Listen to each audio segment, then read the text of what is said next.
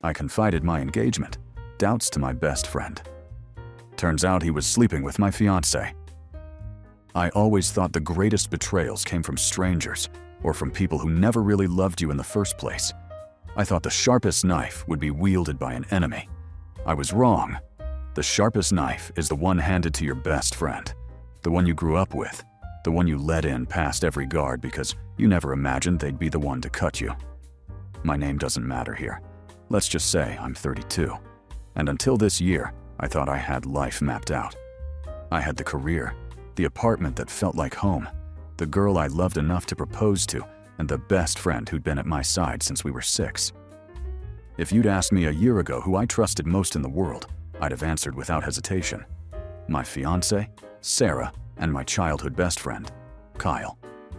Kyle wasn't just a friend, he was practically family. We'd grown up 2 houses apart, riding bikes down the same cracked sidewalks, swapping baseball cards, sleeping over at each other's places so often that our parents just shrugged and set 2 places at the dinner table by default. Through high school, through college, through the messy years when everyone else drifted, he stayed. He was the guy I knew would answer at 2 a.m. if my car broke down. The guy who'd help me move without complaint. The guy who stood next to me at every milestone. Sarah came into the picture later. We met at work, of all places. Not the kind of meet cute you see in movies. No coffee spills or dramatic rescues. Just 2 people who kept finding excuses to linger at each other's desks. She had this laugh that made even boring client meetings feel like a conspiracy.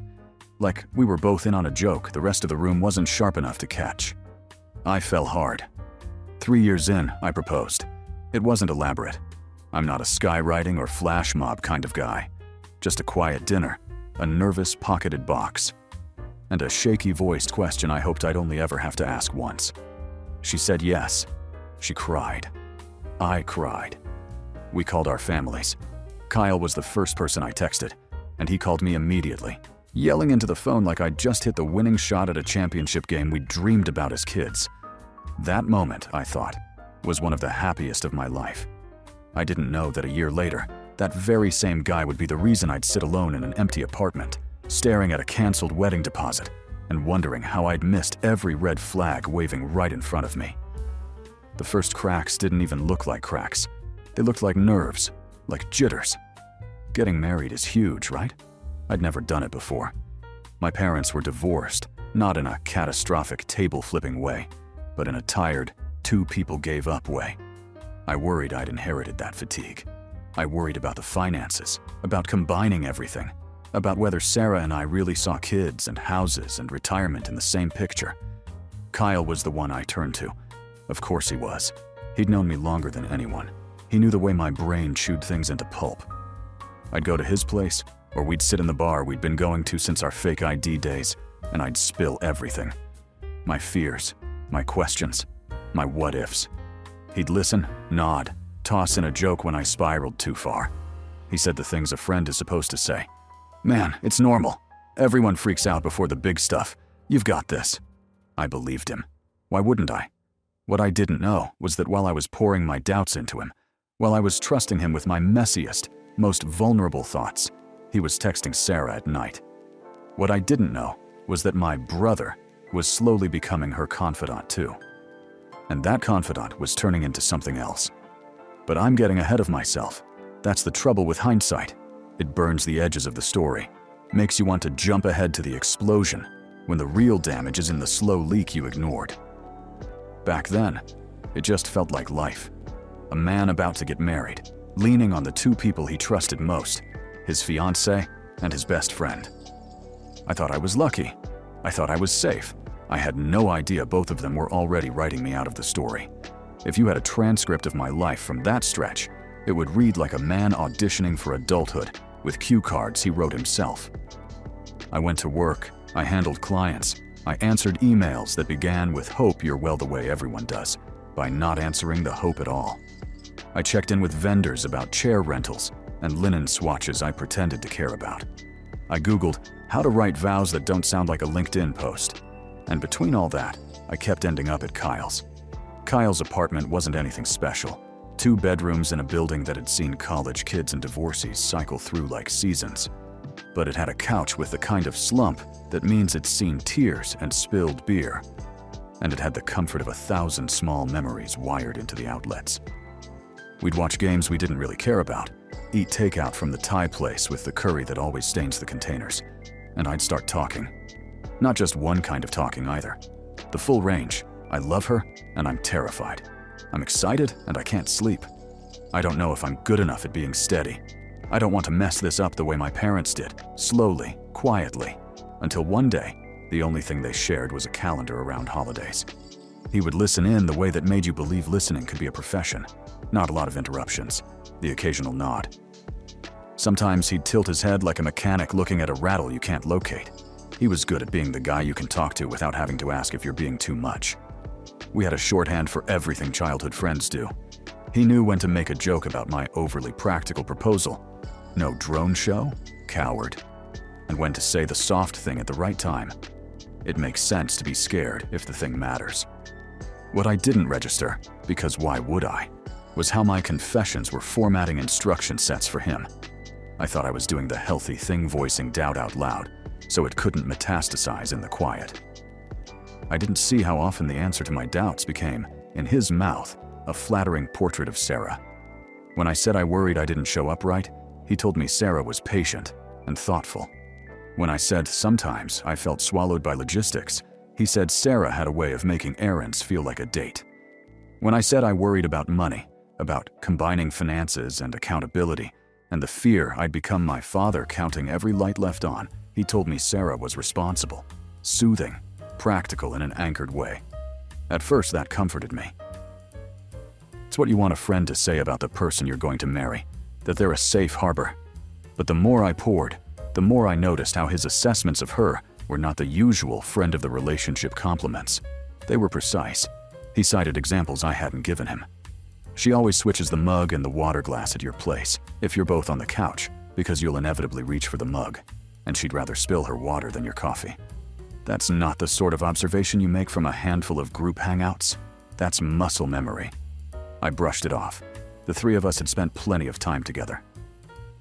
Sarah liked Kyle. Everyone liked Kyle. He was the kind of guy who remembered a barista's name after one introduction and then acted like they were old friends. He fit easily into spaces, including ours. If Sarah made Sunday pasta, he had a plate. If the game was on, he had a spot on the rug, propped against the ottoman he loved to insult and then steal from Sarah's feet. It didn't strike me as strange that he knew where her favorite mug was. It struck me as proof our lives were knitting together. Somewhere in there, venting to Kyle became a rhythm. I'd leave Sarah's after dinner, walk 2 blocks to his place because I needed air, and sink into the couch with a beer I didn't want. I'd talk about invitations and seating charts and the way the phrase open bar made me nervous, even though we could afford it. I'd talk about my mother's subtle but relentless suggestions about ceremony readings, and my father's equally subtle but clear preference for not being seated near my mother's new husband. I'd talk about the ring insurance bill and the weird way it made me feel like love was an asset class. What I didn't do was talk to Sarah with the same unedited voice, not because she wouldn't have handled it. Sarah was good at messy conversations, but I wanted to bring her a solved problem instead of a pile of parts. I wanted to be the man who already did the work in his head, not the one who was always building scaffolding mid-sentence. So I triaged. I went to Kyle with the raw. I went to Sarah with the edited. It felt respectful. In hindsight, it was a misallocation. The first night I noticed he and Sarah were texting more than I realized was a Thursday that felt like a Tuesday.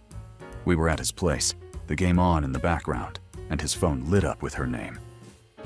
Not Sarah, but the custom contact name he'd given her the first month we all started circling each other more. Sarah S. That period mattered. Most of his contacts were first names only. I registered it the way you register a dent in a rental car. You see it, you note it, you don't make it your problem. He glanced at the screen the way you glance when you're not expecting a text from that particular person at that particular hour. He smiled with half his mouth. He typed something fast and put the phone face down. We kept talking about nothing. The bullpen, the manager's ridiculous decision. Whether the pizza place had finally gotten rid of the driver who couldn't find the front door. The phone buzzed again. He ignored it, then picked it up after a beat too long to be casual. He typed, thumb moving fast, that strange, almost furtive posture you see on trains when someone thinks they might be watched. I didn't call it out. Why would I? She was my fiancée. He was my best friend. Of course they texted. He was helping with a bit of the bachelor weekend planning in a way that made me suspect he was trying to outdo himself. He was on a group thread with a few of our friends, and my brother-in-law-to-be, that had reduced my phone to a constant buzz for days. It could have been that. It probably was that. It had to be that. I left that night before the 9th inning because I had an early morning and because the chatter in my head was getting loud again. In bed, I stared at the ceiling and felt like a ceiling was staring back. I picked up my phone to text Sarah goodnight and saw she'd sent a photo 20 minutes earlier of a dress she was thinking about for the rehearsal dinner. Too much? She wrote. It wasn't. I told her she looked incredible. Then I typed and erased the sentence. Do you ever get scared you're going to marry the wrong version of each other? 5 times before settling for, I can't believe we're 2 months out. She replied, me neither. I'm excited. A beat later. Also exhausted. I stared at the exhausted part like a clue. The next day, I brought my confessions to Kyle again. This time, about nothing as grand as marriage just work. A client wanted to pivot 3 days before launch, which is code for set everything on fire and complain about the smoke. I told him how tired I was of smiling, while people asked for the impossible, and then added 5 stakeholders for alignment. He handed me a beer I didn't want and said with a grin, "Don't get married to your clients," which was just funny enough to make me laugh, and just pointed enough to wedge in the back of my mind. I noticed then that his phone was on Do Not Disturb in the early evening. It buzzed but didn't light. He glanced anyway. Reflex.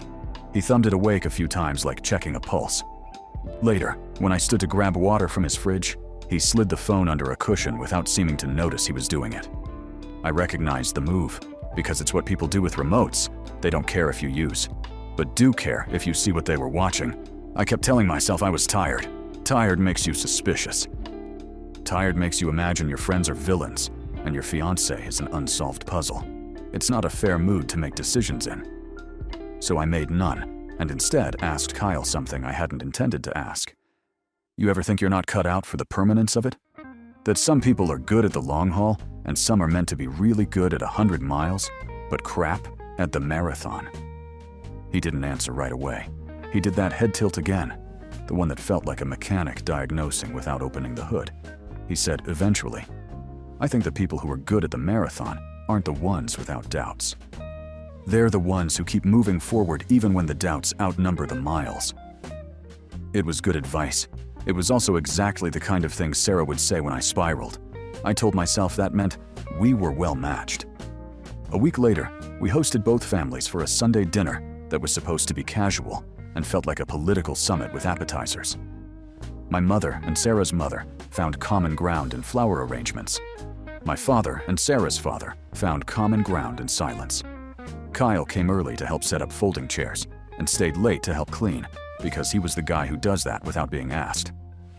He and Sarah moved around my kitchen like people who had done it 100 times, avoiding each other without appearing to avoid each other, trading tasks without words.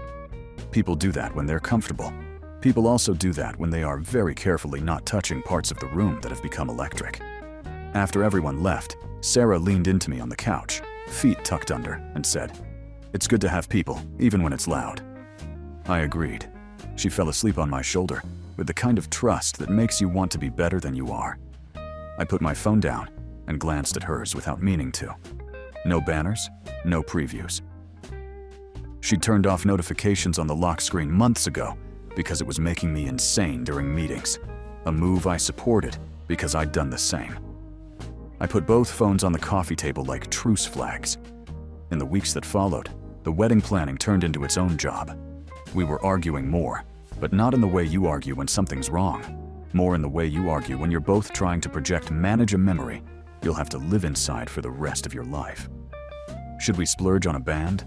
Was it insane to have late-night fries? Was the seating chart a wedge used by past grievances to test their tensile strength? It filled all the space where doubt usually sits, which was a relief until it wasn't. The late-night texting, meanwhile, became a rhythm I did notice. It wasn't just the occasional ping. It was a nightly metronome. I'd be in bed, texting Sarah something stupid and sweet, and she'd say goodnight. And then I'd see the online dot hover next to her name on the messaging app for half an hour more. It could have been Pinterest. It could have been her sister. It could have been anyone. And some nights I convinced myself it was everyone, in rotation. Other nights I lay there and counted the minutes. One evening, after a long day that ended in me telling a client we couldn't add a video to a static print campaign due tomorrow because physics exists, I walked to Kyle's without texting first. The door was unlocked. I stepped inside to find the apartment dark except for the glow of his TV and the small pool of light from a lamp on the end table. His phone was on the coffee table. Face up, no do not disturb. A message preview flashed with a name at the top I recognized more intimately than my own. Sarah. A reasonable person would say I should have looked away. I did. I took 3 steps into the kitchen and opened his fridge and closed it again, and stood there, listening to the hum. Then I walked back to the living room, sat on the opposite end of the couch, and stared at the TV where muted highlights played. The phone flashed again. Another preview. Short. Familiar patterns of punctuation. My heart did that unpleasant elevator thing. He came in from the hallway, hair damp from a shower, t-shirt twisted, like he'd yanked it on in a hurry. He smiled like this was normal. He picked up the phone, and the screen went dark. The room felt suddenly very small. I said nothing. I made a joke about his eternal towel on the door habit. We ordered food. We talked about a podcast like people who don't want to talk about what the room is currently doing. He didn't offer an explanation. I didn't ask for one. But that night, in my own bed, I finally named the thing out loud to myself. Boundaries had moved without my consent. I brought the next round of confiding to him with a new, sharp edge on it. I told him I needed to be better at talking to Sarah directly. He said that was wise. I told him I worried I'd offloaded too much onto him. He said that's what friends are for. I told him I didn't want to triangulate another word I'd learned from a podcast I wish I hadn't listened to. And he said he'd step back, less involved, if that would help. It should have comforted me. It made me anxious. The only reason you step back is because you've been standing too close. That weekend I took Sarah to a park that had been ours before it became practical, and we did something we hadn't done in too long. Walked with no destination. I tried to talk. I tried to say the big things in a tone that didn't demand an immediate answer. I told her about my parents' slow divorce and how that particular brand of quiet hurt scares me more than any shouting match. I told her I wanted us to be the kind of people who tell the truth quickly, even when it's inconvenient. She squeezed my hand once, hard, and said, "So do I." We lay in the grass and watched a plane make its way across the rectangle of sky between the treetops. I thought, in that common and foolish way, that a single afternoon like that could fix a drift. I wanted it to. I wanted to press this day like a flower between pages and shove it into a book called Evidence. I wanted it to make the late-night dots nothing and the preview banners meaningless. 2 nights later, I couldn't sleep and grabbed my phone to scroll in the cathartic, dead-eyed way that makes you feel worse. A message from Kyle sat at the top. "You up?" I was, so I wrote back. He asked if I could swing by in the morning. He had a thing he wanted to run by me about the bachelor weekend. I said sure. Then I set the phone down and closed my eyes and told myself I was tired of inventing crimes. In the morning, I arrived to find him assembling a bar cart he'd bought on sale. He said he was thinking it would be a good gift to ourselves after the wedding because adults should have trays. I helped him figure out the nonsensical instructions, and we laughed about Allen wrenches. He made coffee that tasted like he'd been reading about extraction on a forum. He handed me a mug, and as I took it, his phone buzzed on the counter. He glanced, thumbed it open, the most automatic of motions, and in that arc of the screen's tilt, I saw the same chat app I use, Sarah's name at the top, and a small heart reaction on his last message. I wish I could describe that moment as a volcanic eruption. It wasn't. It was a slide. Something inside me shifted one notch and did not return to place. I put the mug down carefully and said I had an early meeting and left. On the walk home, I tried to talk myself into the version where 2 people who care about the same person exchange messages with frequency because of logistics and love. It failed. Then I tried to talk myself into the version where two people are simply better texters than I am. More reactive, more tuned in, more available in the digitally attentive way I am not. That worked for 3 blocks. At block 4, my brain did what it does when I try to rationalize. It produced the contrary evidence, unbidden. The tilted phone, the do not disturb, the lock screen previews off. The way Sarah's online dot kept glowing after we said goodnight. The way Kyle had started to give me advice in a voice that sounded like he was quoting someone else's phrasing. That afternoon, I decided to do the adult thing and fail at it publicly. I told Sarah I felt weird. Not, you and Kyle are texting too much. Not, I saw your name on his phone. Not, my chest is a stapled folder. Just, I feel weird lately. I'm struggling to keep this all straight in my head. I'm worried I'm not talking to you enough about the garbage thoughts and too much to other people. I said it standing in her kitchen because kitchens feel honest. She sighed in that tired human way that says work was hard and we're both stretched, and maybe this is not the night for big talks. She stepped into me and put her head on my chest and said, I felt weird too. There's so much. I feel pulled in 100 directions. It should have been a relief matching admissions. Instead, I felt the shape of something like a hallway, with doors opening and closing while I stood still. We went to bed early. She fell asleep quickly. I didn't. Her phone on the nightstand lit up once with a calendar alert, and then lay still. Mine buzzed on the dresser with a notification for a news alert. Outside, somewhere, a car backed up with that slow beeping that makes you think about moving away. I closed my eyes and thought about the 100 small acts that make a life, and how easy it is to change just one without telling anyone, until suddenly, the geometry is different. If you want the exact moment I knew not suspected, not feared, but knew I can give it to you. It wasn't cinematic either. No lipstick on a collar.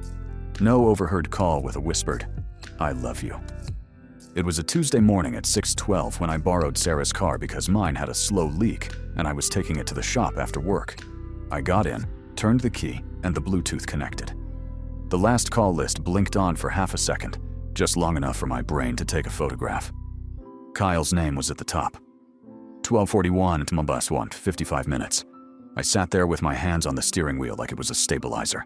My mouth tasted like metal. I told myself every possible story that made that call normal. Emergency? Logistics? Bachelor weekend. She couldn't sleep and he also couldn't sleep, and somehow it was safer to talk to him than to wake me because I had a big day. None of them landed. The exactness of the timestamp. 12:41 made them drop like coins into a machine that didn't accept that currency. 55 minutes. That's not a quick question. That's not. Which bakery had the better croissants again? That's a conversation you fall into and don't climb out of. I took the car to work. I did my job badly. At lunch, I walked to the park where we'd laid under the square of sky and thought about planes. I stared at my phone and typed out a dozen versions of a message to both of them and deleted them all. Then I did what I'm not proud of, but will not apologize for. I asked for the truth from the one witness that was left. I drove to Kyle's that evening because he texted that he had something to show me for the weekend plan, an itinerary he was too proud of. I arrived earlier than I'd said I would. The door was unlocked, as usual. I stepped inside, heart doing the irritating fast beat that makes you mad at your own biology. The apartment was quiet. In the kitchen, on the counter, sat his phone, plugged into the charger. Screen lit with a banner at the top. A new message from Sarah, preview blank because he'd turned that setting off too. The sender, though, was unmistakable. People will say this is the part you should have walked away from. I didn't. I picked up the phone and opened the recent calls list. It required a passcode. I put it down. Then I looked up at the TV. He had paused a show. The screensaver had kicked in. Photos from his library were cycling through because that's what he set it to years ago. The picture on the screen at that exact moment was of our friend group at a bar last winter.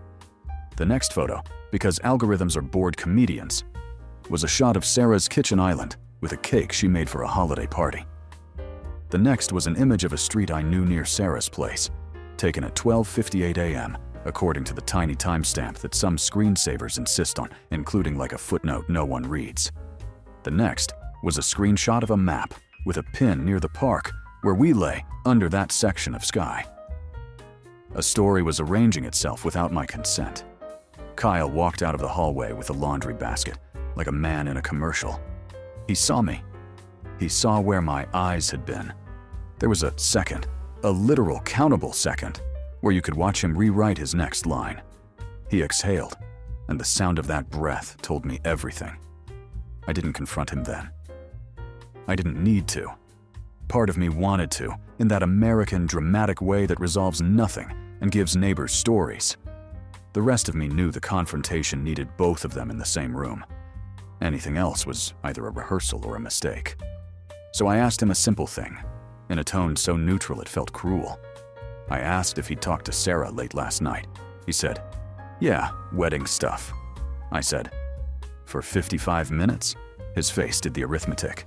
Then he nodded, tiny, a movement most people would miss. He said, "We lost track of time." The "we" in that sentence felt like a metal bead under the skin. I left. I walked out with such careful steps that I think I was worried the floor would make a noise that would count as an admission. In the hall, I stared at the framed photo of us on his wall from 3 summers ago. Arms slung over shoulders, 3 beers, 1 future I thought was locked. The frame was slightly crooked. I straightened it, because I am precisely that kind of fool. On the sidewalk, I stood for a full minute and watched a bus go by, like it had the answer to a question I hadn't asked correctly.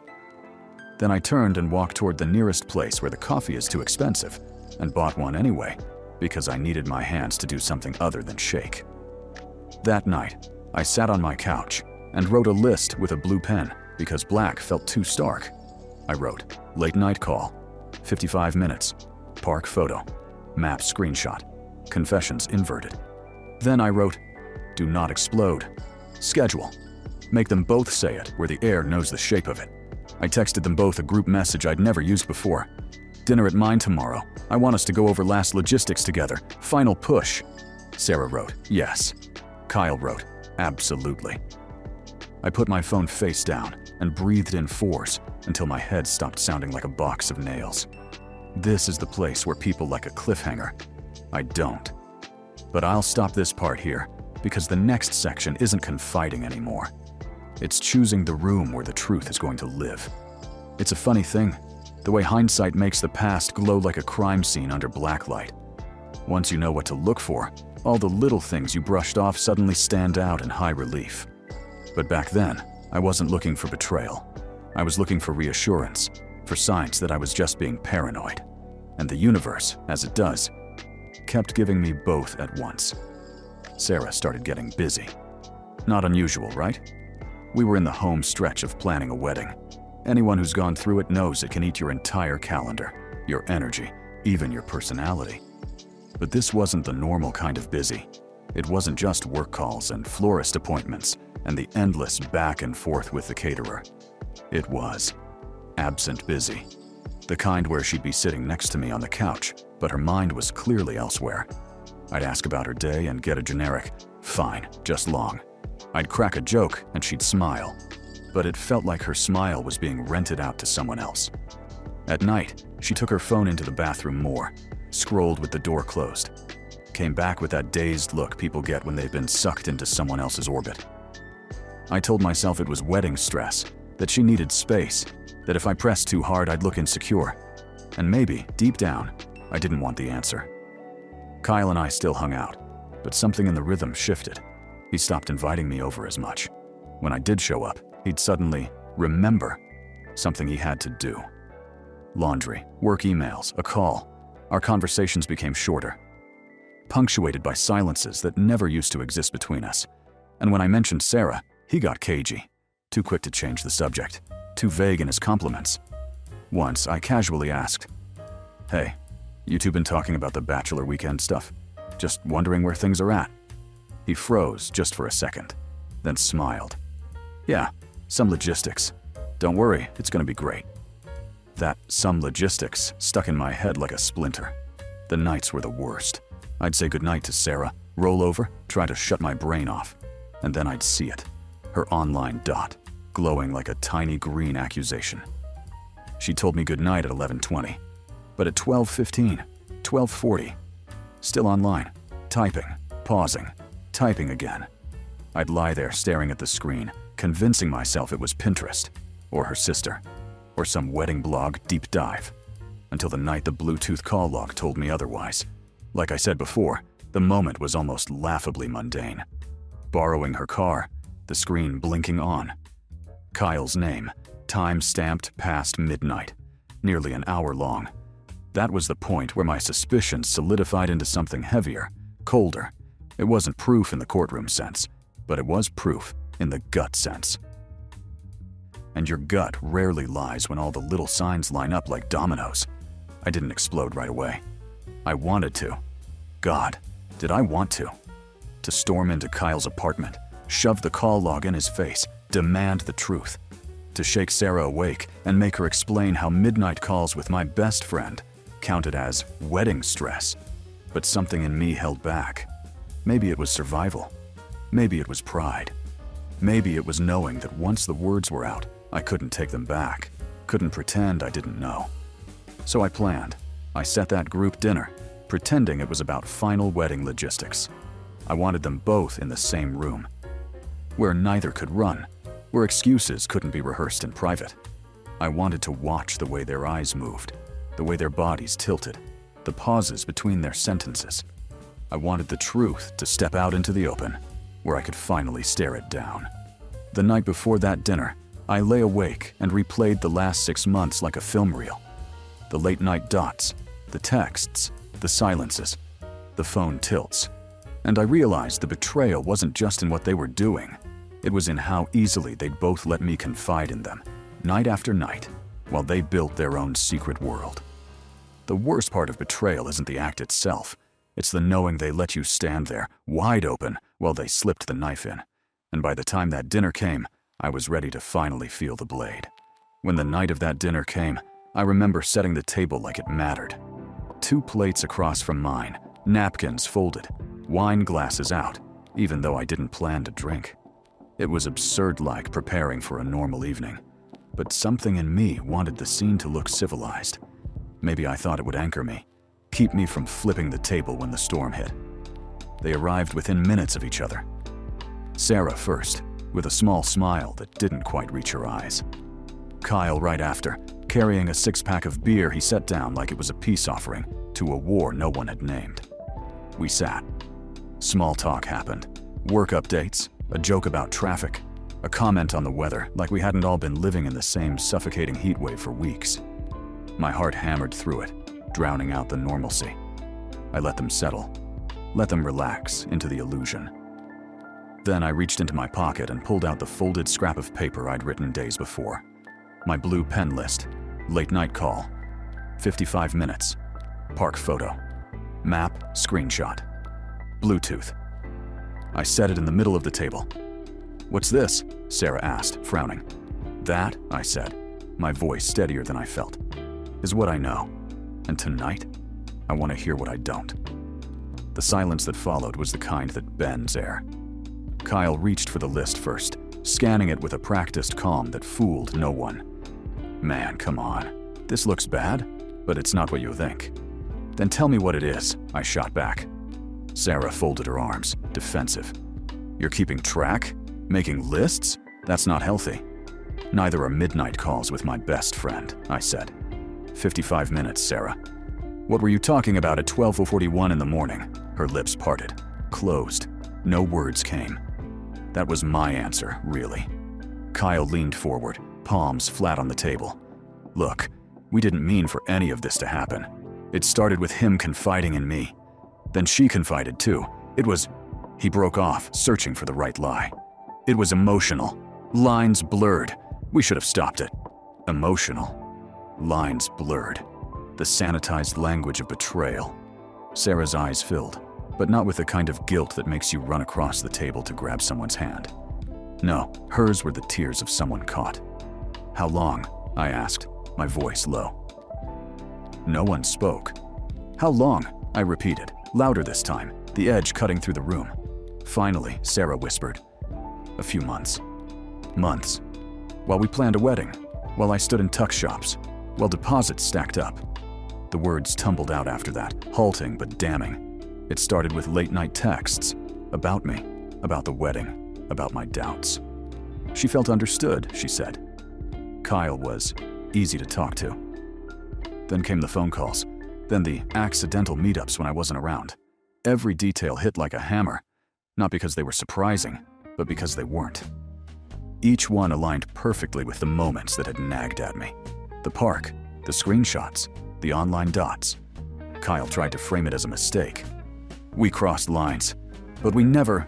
He stopped, realizing how thin it sounded. Never what? I demanded. Never touched? Never kissed? Never betrayed me? His silence filled in the blanks.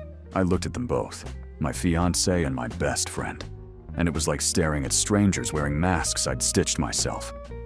All those nights, I said, voice breaking, I was pouring my doubts into you, Kyle, telling you how scared I was, how much I wanted this to work. And you? I turned to Sarah. You took those confessions and turned them into fuel for something else. Neither of them met my eyes. That was it. That was the moment something inside me snapped clean in two. I stood, chair scraping back. The wedding's off. Both of you, get out. Sarah gasped. Wait, we can... No. My voice was sharper than I'd ever heard it. There's no working this out. There's no fixing this. You both knew what you were doing, and you did it anyway. Kyle tried to speak, but I cut him off with a look so cold it surprised even me. Get out, I repeated. And they did. When the door shut, the silence roared louder than any argument could. The apartment felt cavernous, hollowed out. I sank into a chair, staring at the untouched plates, the wine glasses reflecting the overhead light. My life, an hour ago, had been engagement jitters, timelines, linen colors. Now it was scorched earth. The discovery wasn't cinematic. No lipstick, no hotel receipts, no screaming confrontation in public. It was worse. Quiet. Clinical. A simple admission that the two people I trusted most had built something behind my back. And in that silence, I realized the truth. I hadn't just lost a fiancé. I hadn't just lost a friend. I had lost the version of myself who believed either of them could never do this. You think the worst part of betrayal is the discovery. That single moment when the lie cracks open and the rot spills out. And in a way, it is. The impact is catastrophic. But the real devastation comes after. It's in the cleanup, the ashes, the 1,000 conversations you never wanted to have. That night after I threw them out, I sat in the apartment for hours, numb. My phone buzzed every 10 minutes. Sarah calling, texting, alternating between begging and justifying.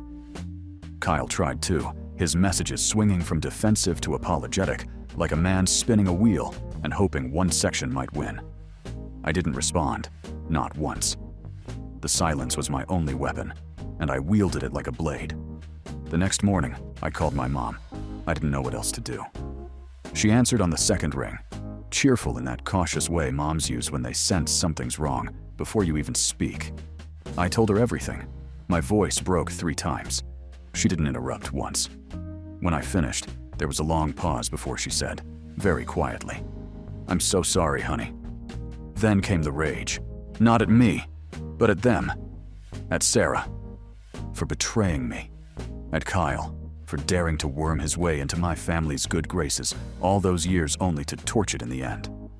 That boy ate at my table, she said, her voice shaking. He called me mom, telling my dad was different. He was colder, sharper. Then you're done, he said. Cancel everything. Don't look back.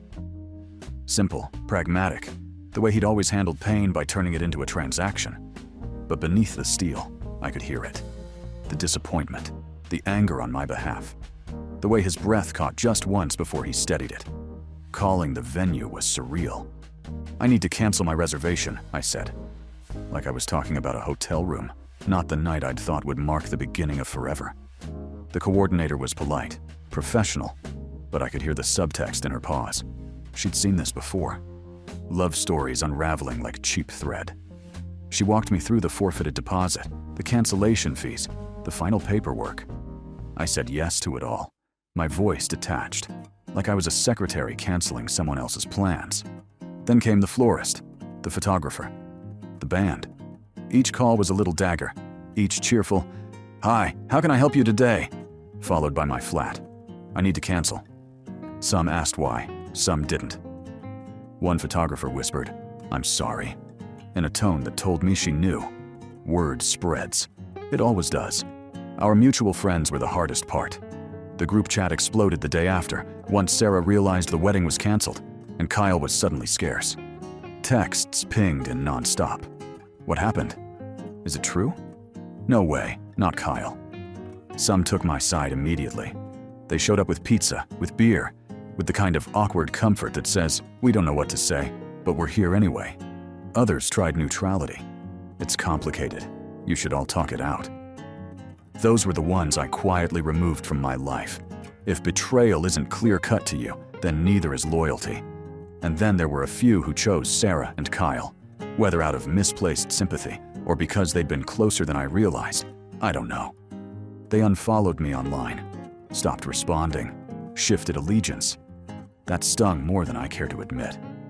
Social media made it worse. Of course it did. One minute, there were engagement photos plastered everywhere, people commenting hearts and "can't wait for the big day." The next, silence. Then whispers. Then the trickle of unfollows. I deleted our photos. Archiving them wasn't enough. Every smile, every kiss caught on camera felt like mockery. But Sarah didn't delete them right away. For weeks, they stayed up. Her in the white dress at our engagement shoot, smiling like she didn't already have one foot out the door. Him in the background of group shots, grinning with an arm around my shoulder. I couldn't stop looking, couldn't stop torturing myself with images of a past that had already been rewritten. The nights stretched longest. No calls, no planning sessions, no future to map out. Just silence and the relentless loop of memory. I replayed every moment.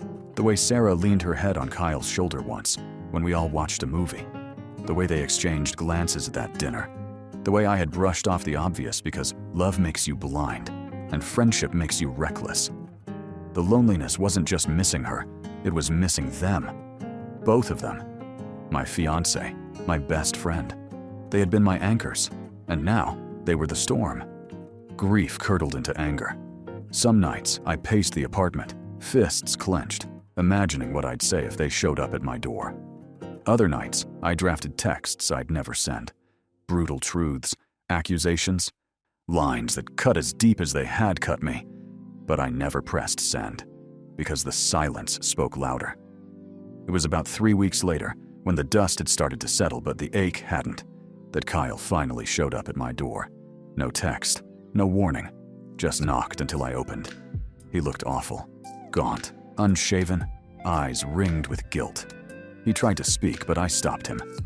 "You don't get to come here," I said, my voice shaking with controlled rage. "You don't get to stand in this doorway after what you did. You were my brother, my family, and you burned it down." He begged, apologized, said it was a mistake, that he'd give anything to undo it. I stared at him, and for the first time, I didn't feel pain. I felt clarity. "You can't undo betrayal," I said. "You can only live with the fact that you chose it." Then I shut the door, and I swear to God, the sound of that lock sliding into place was the first breath of peace I'd taken in months. That was the fallout. Messy, public, humiliating, but also freeing in a way. Because once everything burned, I realized I was still standing.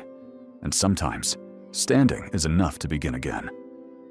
The weeks after Kyle's doorstep apology blurred into a stretch of hollowed-out days. I woke, I worked, I ate enough to keep standing, and I went back to sleep. But if you'd asked me what I actually did during those weeks, I couldn't tell you. Betrayal doesn't just break your heart, it scrambles your memory. It wasn't until a month had passed that I realized I had stopped checking my phone every 5 minutes, stopped watching the online dots, the previews, the little ghosts of conversations that used to haunt me. Silence at first had been torture. Now it was a kind of reprieve. The first step toward rebuilding wasn't emotional, it was physical. I boxed up everything connected to Sarah. The framed photos, the little trinkets she'd left in drawers, the half-empty bottle of her shampoo in my shower. I didn't do it in one go. It was a week-long purge, each item heavier than it looked. The ring was the hardest. I had left it in its box since the night I threw her out. Selling it felt both brutal and necessary. So I walked it into a jeweler one morning, slid the box across the counter, and muttered, "I need to get rid of this."